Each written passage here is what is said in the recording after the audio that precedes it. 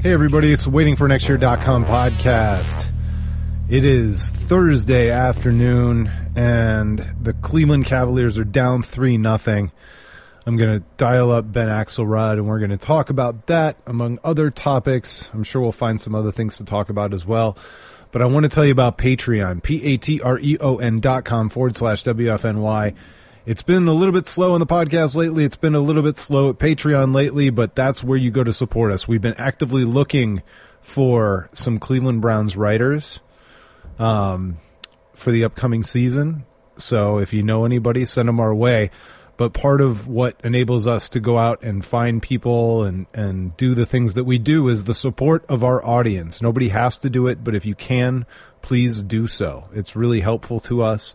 That's Patreon, patreon.com/WFNY. And we appreciate it. Now, let me try and get Ben Axelrod on the phone.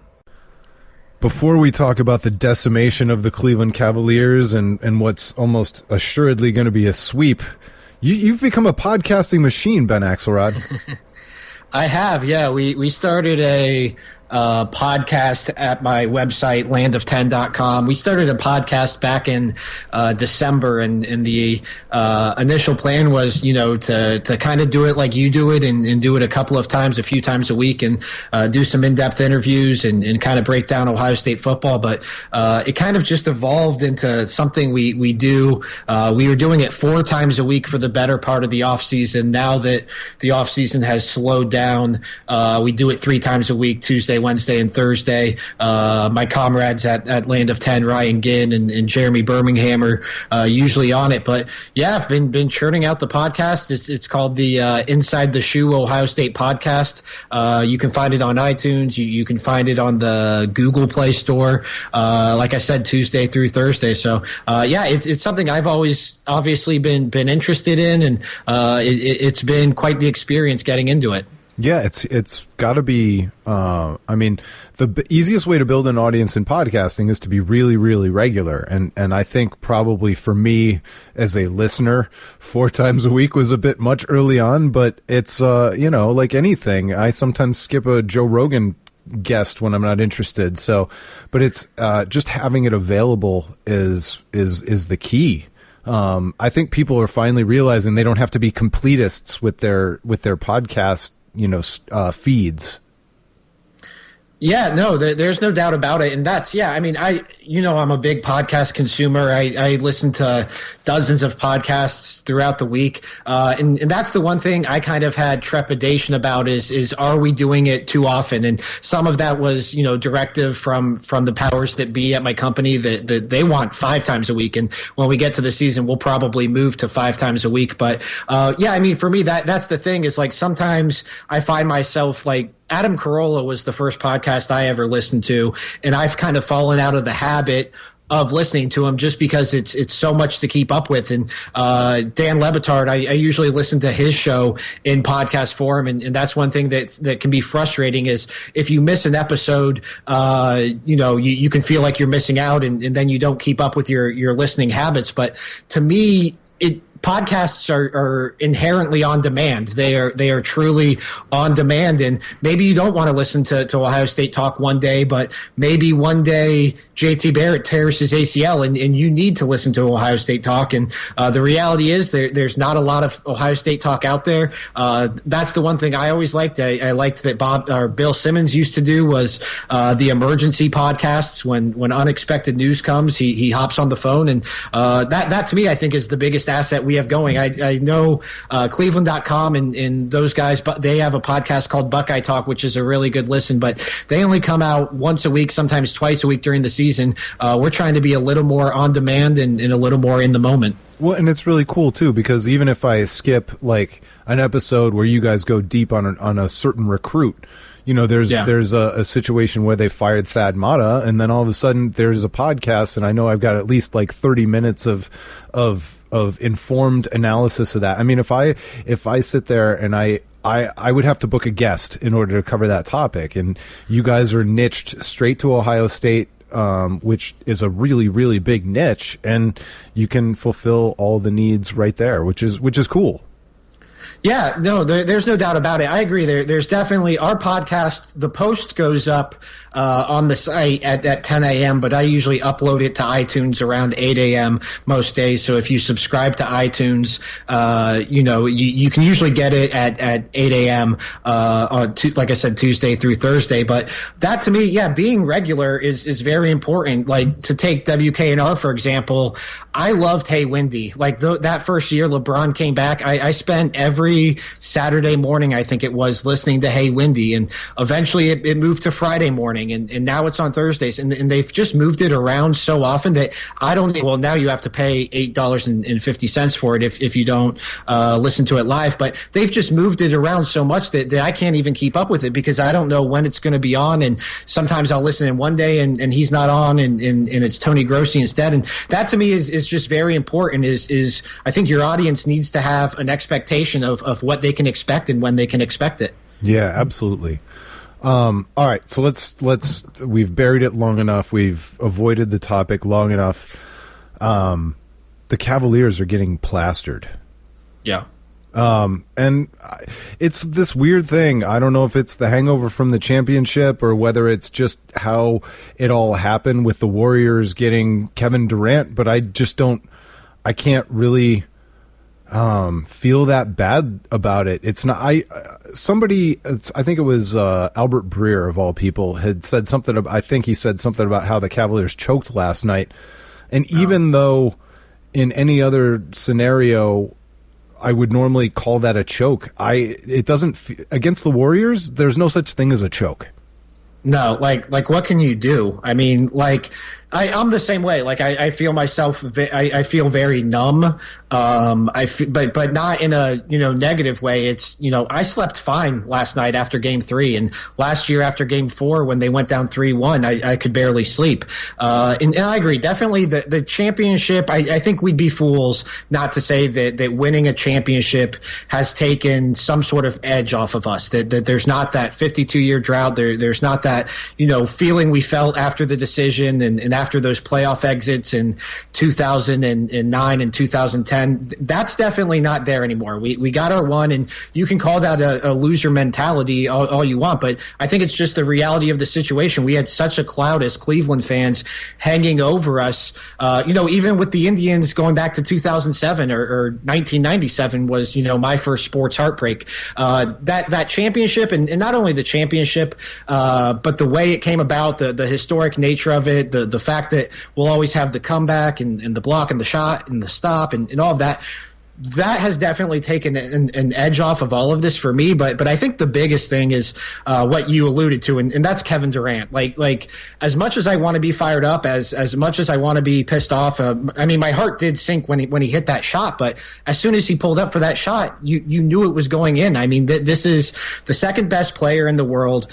He's certainly much more spry than LeBron James is at this point. The Warriors won 73 games last year. They basically one shot separated the Cavs and the Warriors a year ago. And then that team, which already had, three of the top 20 players in the NBA, and including probably the third best player in Steph Curry, went out and added the second best player. So that's not to cry about super teams or anything like that. I mean, I enjoyed the postseason run. At this point, had I known that this was going to be the outcome, I guess I would have wished for a little more drama throughout the East, just so we could have some of those moments we'll always remember, because it was a pretty boring playoffs otherwise. But what can you do? Like I tweeted this last night, but this series was determined last July. It wasn't determined this June. Well, and on top of that, I know it feels bad. I know it stinks to come in second place, be the second best team, but this idea that the Cavaliers are unworthy, just because they lost this time, and I don't feel like the Cavaliers played the absolute best they possibly could have, and that's not to say that I'm taking anything away from this dominant performance by the Warriors. They've been incredible, and they've had a lot to do with the fact that the Cavaliers haven't played their best, but a lot of people are so downtrodden by this that it seems like they want to tear this thing apart and trade all the pieces away, and I mean, the Cavaliers' top 4, including Tristan Thompson, who's played miserably, is worthy of bringing back. It's worthy of continuing to build around and stepping up to the poker table with that chip stack again next year. Yeah, I mean, I think you look at just the landscape of the NBA. There's obviously the Warriors, and then I think you probably have the Cavs and the Spurs on some sort of level just below them, although it looks like a significant gap right now, and then you have pretty much everybody else in some sort of order. But, I mean, the Cavs, it's not like the Cavs are one move away from competing with the Warriors, or at least, a conceivable move away. I mean, the Warriors have just such a significant talent edge on their roster right now. I don't know what you can do. I tend to side with you. I think I think you run it back. I think you keep the core in place. The NBA can change so quickly. I mean, so much can change in the blink of an eye. Both Kevin Durant and Steph Curry have pretty significant injury histories. At some point during their run, and this is years down the road, they're probably going to have to make a decision between Draymond Green and Klay Thompson. Just so much can change. I mean, Kevin Durant it sounds like he's going to take less money, but that would put him on a 1-and-1 type of contract. Just so much can change. I know the Warriors right now look like they're set up to rule the next decade, and they very well could. I mean, dynasties happen in the NBA. It's happened with the Lakers. It's happened with the Spurs and the Celtics and all that. But that's not to say Cleveland can't keep competing for championships, especially with the roster they have in place. It's so much further ahead. I think the rest of the Eastern Conference, and it doesn't look like Boston is going to be making a move at any time in the near future to kind of get on the Cavs level. There's no reason the Cavs can't be playing in the next 2 NBA finals. So I agree. I'm kind of the mindset that you bring it back. But I guess the flip side of that, and this is something I was thinking about during the first half yesterday, is especially when Kyrie was struggling, and I know at this point you kind of have to give Kyrie the benefit of the doubt, but this team could make any move, and as long as they still have LeBron James, I still think they're going to be the favorite in the East. So I guess that's the flip side is it might just be worth trying something when you have a roster that right now is not good enough to compete with the Warriors. It might be worth switching things up just because you have that ace in the hole on LeBron. You're going to be in the finals next year so long as LeBron James is still on this team. I guess that's the flip side that I'm kind of torn between, but right now I would favor just bringing it back. Yeah, I think Kyrie Irving, it's possible he still could be getting better. I think Kevin Love's fit with the team looked better this year especially in the playoffs, than it has at any other point in his short career here in Cleveland. I think just looking. And again, I'm not wishing injury on anybody, but we saw 2 years ago how drastically that impacts a team. Kevin Durant's injury history, Steph Curry's injury history, and Steph's turn is 29 now. He's turning 30. He's not exactly 25.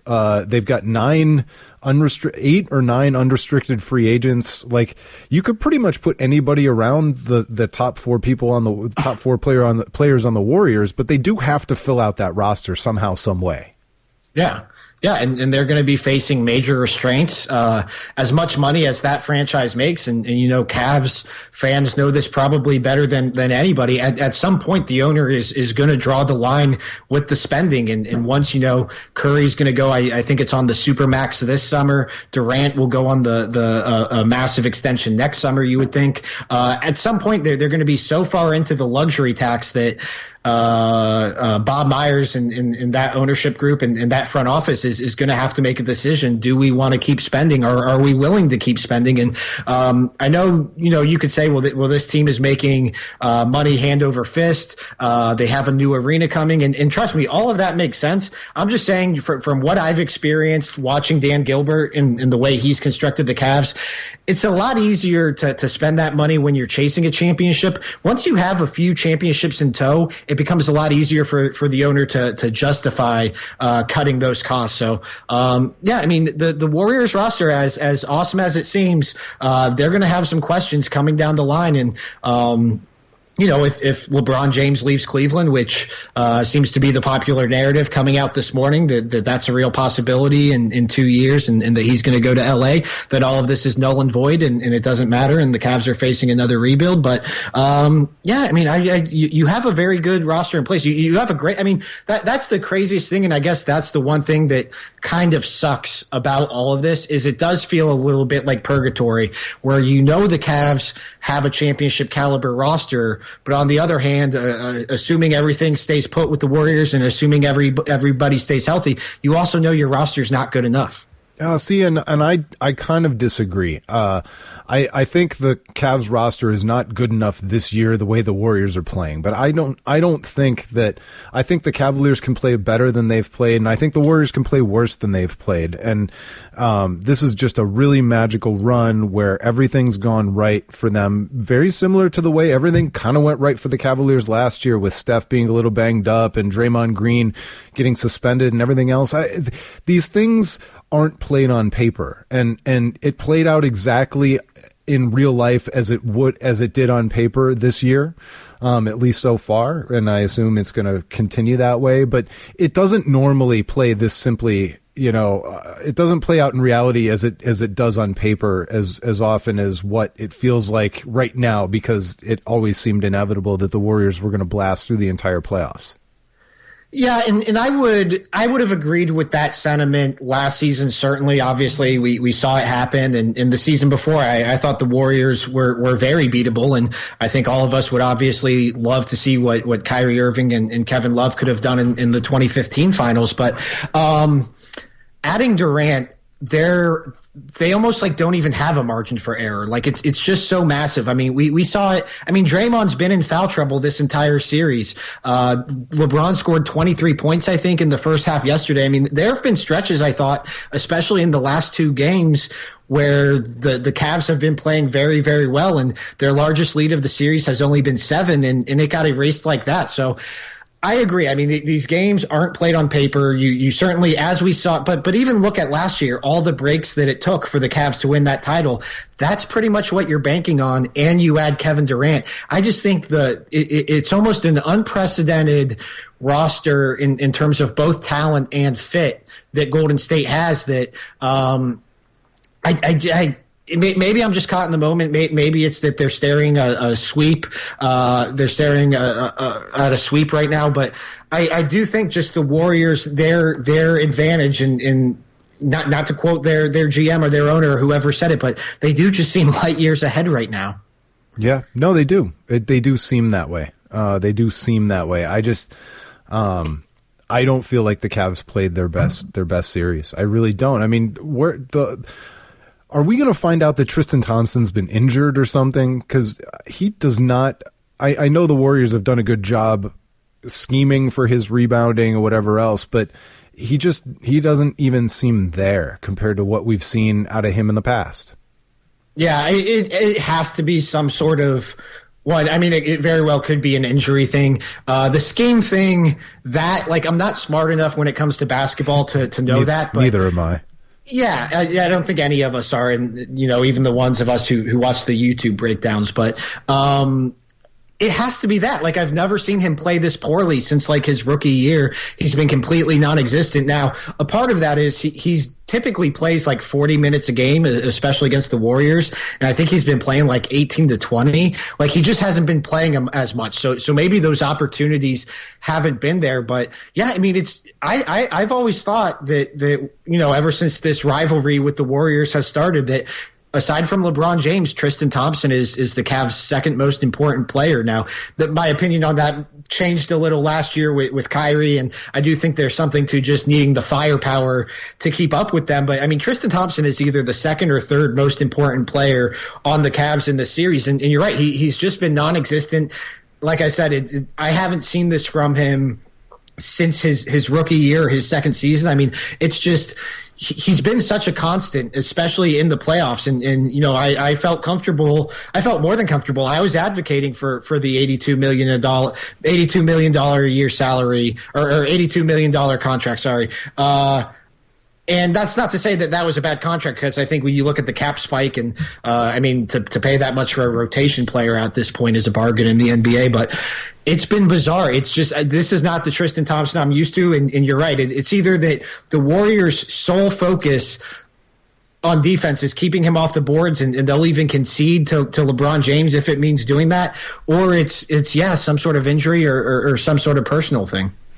Yeah, well, and that's the thing is, like, as obviously talented as the top of the Warriors salary cap is, like, it's full of people like Pachulia and David West and guys who might not be there next year who are impacting Tristan Thompson, and that's why, like, even with the top four remaining the same, things are just going to have to change, and the Warriors are going to have to answer a lot of questions, not the biggest questions, but they're going to have to answer a lot of questions about the rest of their roster. And so I think you just give this Cavaliers team more time. You hope that they're playing a little bit better. I don't think they're playing at the top of their game this series, and I think they pretty much threw away the first two games on the road. I don't think Kyrie Irving really showed up until game 3, and that just goes to show how small the margin of error was against the Warriors this year. But anyway, I feel like I'm beating my head into the wall now. No, I agree with you, and I think that, one, if you want the Cavs to make some sort of drastic move, like, you can't just say you want to make a move. Like, what's the move? Like, I don't think Indiana would be interested in Kevin Love. I don't think Chicago, when you're talking about Jimmy Butler, I don't think they'd be interested in Kevin Love. Like, you can't, it's kind of like the quarterback argument. Ken Carman makes this argument all the time. You can't just say, go get me my quarterback. You have to, who is the quarterback? Who do you want? And, sometimes I even disagree with that line of thinking, because that's not my job. It's David Griffin or whoever is going to be the GM in a week. It's their job to make this team better. But what is the move that makes sense to trade Kevin Love, a multi-time All-Star, a 20-10 guy, a guy who helps you just obliterate the Eastern Conference and get to the finals in the first place? Like, what is that move? And that's not my job to decide, and maybe there's not a move out there, but for all the fans wanting to make a move this offseason, I just want to know what the move is, because I don't see anything out there that seems mutually beneficial for the Cavs and another team, especially a team in the East who would understandably be wary of making the Cavs better and extending their window. And then the other thing is, I think you're right about Kyrie Irving. I think he can get better, and I don't think it's too much to ask him to get better. The two things that stood out to me over this series, and really, anytime they play the Warriors, one, I think he could condition better. He's always been a guy who I feel like has struggled with his conditioning. He was grabbing his shorts pretty early in the fourth quarter yesterday. I actually thought for all the talk about LeBron being burnt out, I thought Kyrie looked burnt out down the stretch there, and it kind of showed on that last possession. And two, like, why can't he be a good defensive player, or at least an average defensive player? Why does he have to be this net negative on the floor that complicates things so much? And I'm not blaming Kyrie Irving for this series. He, behind LeBron James, is the only reason that game 3 was even remotely close, and that the Cavs had a chance to win it at the end. But I do think Kyrie can get better, and I don't know. Maybe there's a reason he can't be better at defense, but I don't think it's too much to ask of Kyrie Irving to be better conditioned throughout next season, and to improve in defense. LeBron wasn't a great defensive player his first few years in the league, and then around the time he turned into that MVP, something clicked. I don't think it's unreasonable to ask that from Kyrie Irving. Yeah, and just statistically speaking, it's easy to forget sometimes that he's 24. He's about to play his 25, 26, and 27-year-old seasons, which, like, on average are the best 3 seasons or 3 of the best seasons that most NBA players who make it ever have, right? Yeah, no, he's definitely still approaching his prime. I think the only thing really that's preventing him from being viewed as that elite, that all NBA type of player is just the consistency. He does slump at times, which you don't typically see from superstars. But when he's on, I mean, he's a top 10 player in the league. He's as good as any point guard in the league when he's playing at his best. He's an incredible player. I'd like to see that consistency. And again, the defensive thing that just against this Warriors team, it's not going to fly. So I agree. I think he can get better. I think he's had just such a weird career when you talk about coming in with Byron Scott, dealing with Dion Waiters, LeBron James coming in and taking over the team. And a lot like Kevin Love, him and LeBron have finally figured out their roles and sorted that out. I followed LeBron really closely in Miami and followed those Heat teams. And that was obviously something that took a while for him and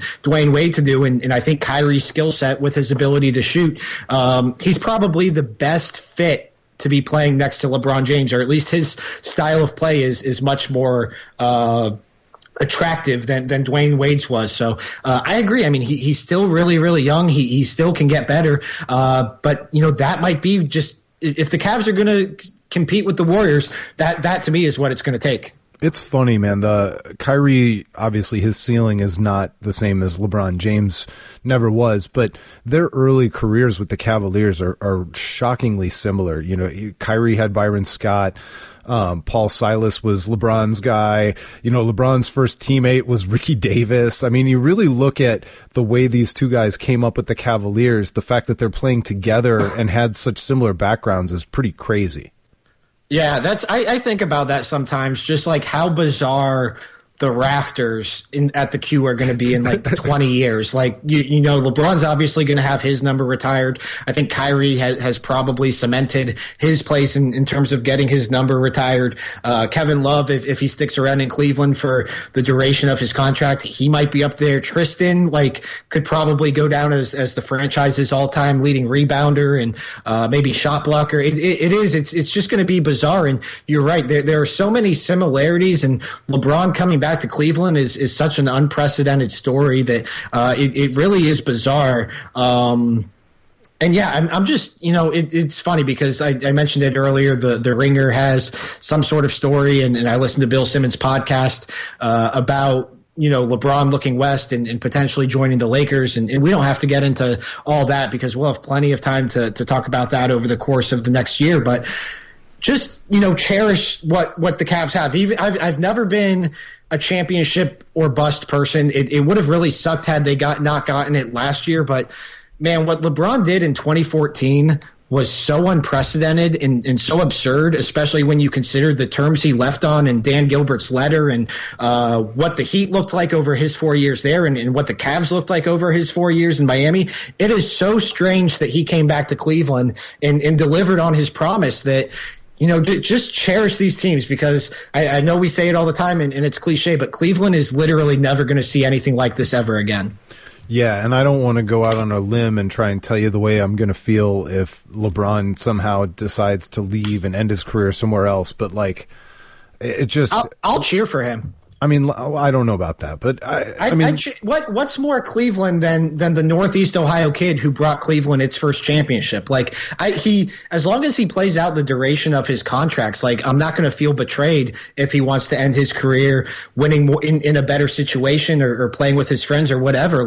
To me, what he did last summer, he is forever forgiven. He is forever immortalized in Cleveland, and whatever he does, had he retired at the end of last season or had he left last season and rejoined the Miami Heat, nothing will ever tarnish what he did last summer. No, that's absolutely true. It's hard, just like it's hard to imagine the Warriors not winning the next two titles, it's really hard to imagine a scenario where the Cavaliers aren't the best team in the East over the next 2 years or 3 years, or it's hard to imagine a scenario through the remainder of Kyrie Irving's contract that he can do better in terms of teammates anywhere else.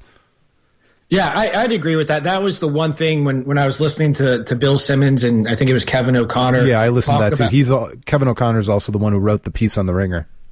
Yeah, and it was the argument for him joining the Lakers I thought was really, really flimsy, just because we don't know what they're going to get out of Lonzo Ball, assuming he's the number 2 pick. It seemed like a stretch to call like Brandon Ingram an emerging superstar. Like that Lakers roster is not really anything that's all that impressive to me. So if it's the same geographic argument for LeBron to leave that we've been hearing since he was supposed to go to the Knicks.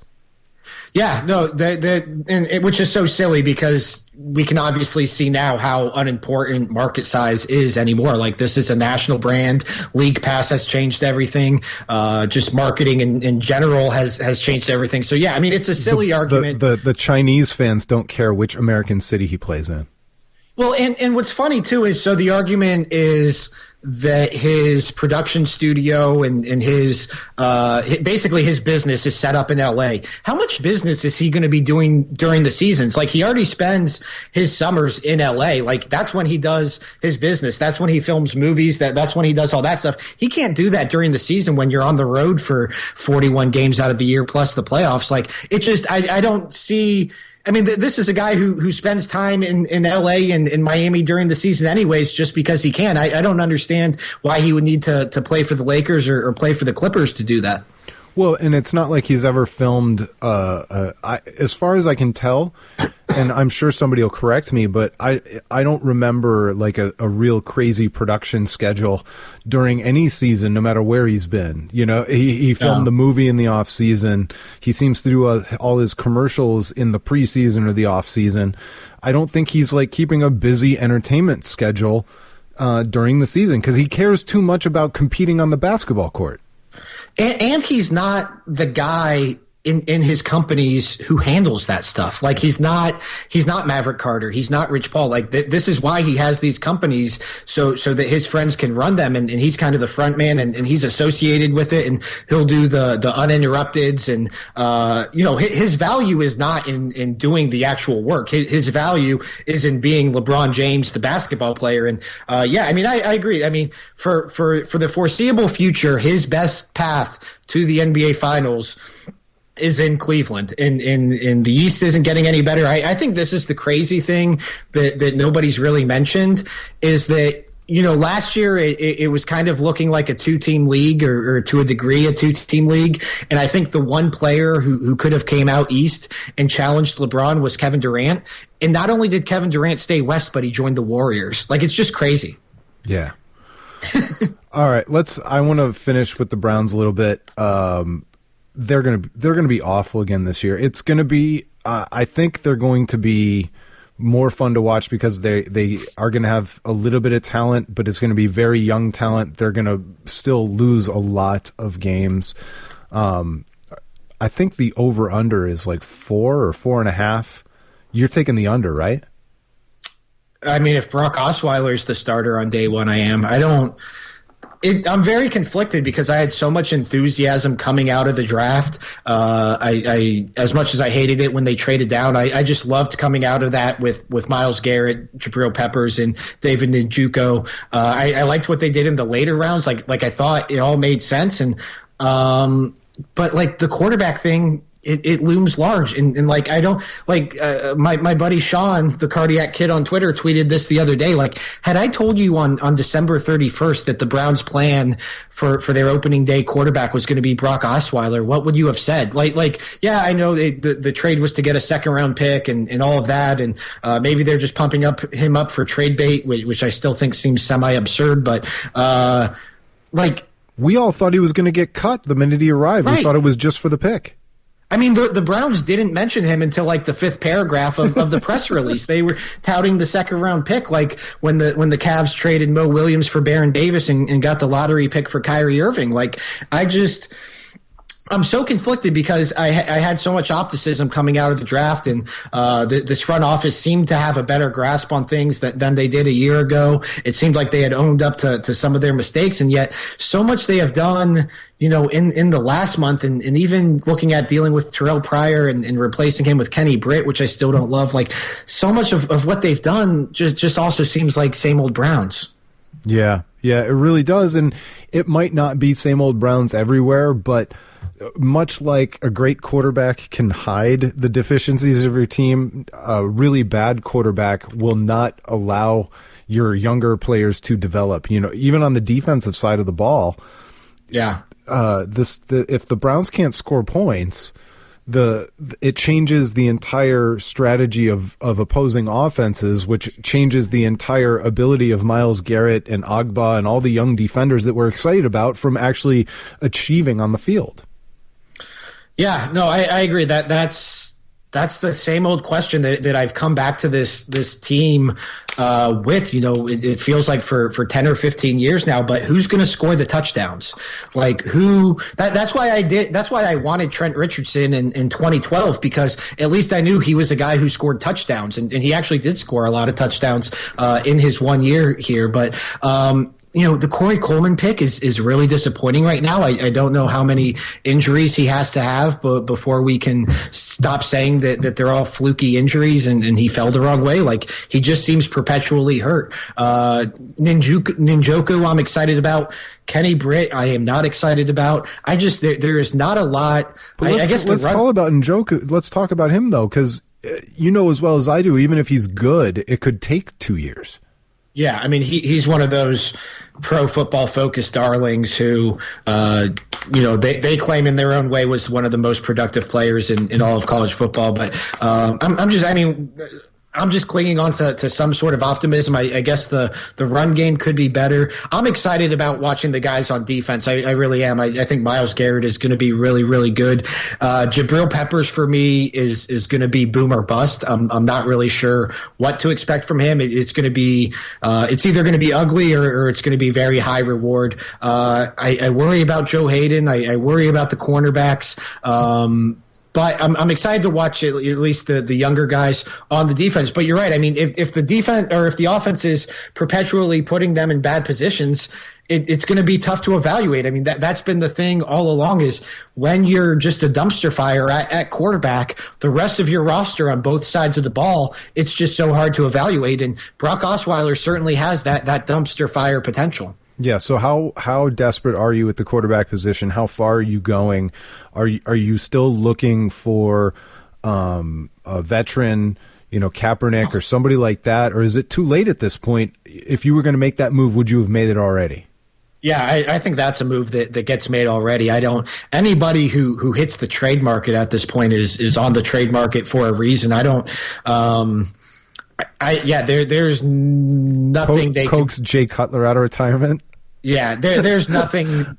There's nothing they could do in the next 3 months to convince me they have any sort of plan at the quarterback position. I mean, I know we say this every year, and it definitely plays out this way, probably more times than not. But next year's draft group is looking very strong at the quarterback position, and it's not just one guy. It's like 3 or 4 guys who look like, guaranteed first-round picks. And like I said, we do that every year. We did it with Deshaun Watson last year. Like, he was supposed to be the number 1 overall pick, and then he slides to 12, and everybody criticizes Houston for reaching on him. But next year's crop of quarterbacks does look very, very strong. I do think that's always been the most likely route for this team to solve their quarterback problem, is in the first round of the draft. It's just a matter of getting there, getting the right guy. And I know it sucks kicking the can down the road, but I just don't know what alternative they have with what they've already done. All right, last but not least, you are the host of the Landof10 Podcast, available on iTunes and Landof10.com. Let's talk just to quickly kind of your perception. I know you've covered it in the podcast. I haven't listened to it yet, though. Your perception of the Thad Matta thing, the timing, and where the Buckeyes go from here to fill a basketball job that is underrated by Buckeyes fans, but not underrated by anybody else nationally, I don't think. Yeah, I would have agreed with you had this search not been playing out the way that it is. In that's not necessarily an indictment of the job. It could be an indictment of the timing. It could be an indictment of what the coaching community thought of the way Thad Matta's firing was handled. But it's not looking good right now. Like, they allegedly offered Creighton's head coach Greg McDermott, and he turned them down. Chris Mack has already expressed that he doesn't have interest. I don't think they're going to hit any of the home run hires like Billy Donovan. There hasn't been a lot of buzz with Chris Holtman at at Butler. The latest report from Woj was that they're interested in Mike Brown, which I can't see happening, but which would be pretty bizarre. I think Mike Brown would be a phenomenal college coach. Yeah, I don't know if he can recruit, though. Well, that's the thing is you don't know if he could recruit, but I mean, he's coached LeBron James. He's coached Kobe Bryant. He's coached Steph Curry and Kevin Durant. He has that Spurs pedigree. Like, a lot about him would appeal on the recruiting trail, and he's grown up. He has some sons who were Division I prospects. He might have one who still is. He liked Anthony Bennett, though. Yeah, I mean, I can't defend him there. I mean, I can't defend his talent evaluation. Although, I mean, Anthony Bennett was a 5-star prospect coming out of high school. So, and he was a good college basketball player too. Yeah, he was not a great NBA player though. Like, yeah, I don't. Mike Brown would be interesting. He'd be a bigger name than some of the names that have been coming up for the job, but the timing on this is not good. And I don't know if the timing of firing, a quote unquote living legend, which for all intents and purposes Thad Matta is to Ohio State basketball, it's never going to be good. It's never going to be ideal. But right now you're almost at a point where you wonder if just kicking the can down to the road to 2018 and doing a more traditional search, doing this search at a more traditional time, doing it in the springtime, if that would have been better, because this hire in the one thing that kind of complicates things is the state of Ohio's 2018 class, recruiting class is like one of the strongest in recent memory. So the Buckeyes definitely want to get in on that. But this hire isn't about, the next 1 or 2 years or 3 to 4 years. This hire is about the program's future for the next 10 to 20 years. And it seems weird because they waited all the way until June to make this decision or at least to begin the search. And now they seem to want to get this hire done by the end of the week. So right now, I mean, I agree. I think it's a good job. I think you look at what Thad Matta did at Ohio State. It's certainly something you can do. The only reason his recruiting fell off, I think at least, is because of his health. So we'll see. It's going to be telling who takes this job and how the Buckeyes handle it. I wrote about this on Land of10 right before hopping on the podcast with you. I personally, at this point, would hire Chris Gent or Greg Paulus and make them the interim coach and get to next year and try to make a more traditional hire. Or maybe one of those guys impresses enough that you give them the job. But right now, this coaching search is not going as smoothly as I thought it would be. He is Ben Axelrod. He's from Landof10, Landof10.com. The number is 10, not TEN. Land10 and the podcast, Landof10, which we started off this podcast talking about. Thanks so much for jumping on, man. Even though it sucks to talk about the Cavaliers probably getting swept, it was good to catch up, man. Yeah, anytime anytime we can talk about the Cavs in June, it's still a good thing as much as it hurts. So Take solace in that. All right. Thanks so much for listening, everybody. We'll talk to you next time. It's been the waitingfornextyear.com podcast.